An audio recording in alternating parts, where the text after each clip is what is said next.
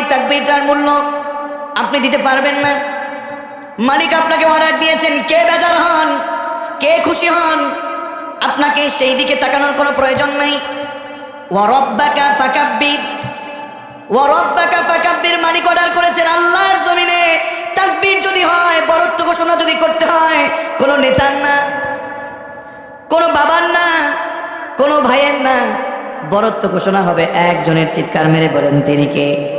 এই যে তরুণার যুবকেরা তাকবীর দিয়ে জান্নাতের বাগানকে মালিকের খুশিতে সুন্দর একটি অবস্থান তৈরি করছে। বিশ্বাস করুন, মনটা কেন যেন মনে হয়, মনটা কেন যেন বলে, হে কাফেরেরা, হে মুনাফিকেরা, হে আব্দুল্লাহ বিন উবাইয়ের উত্তরসূরিরা, তোমরা কি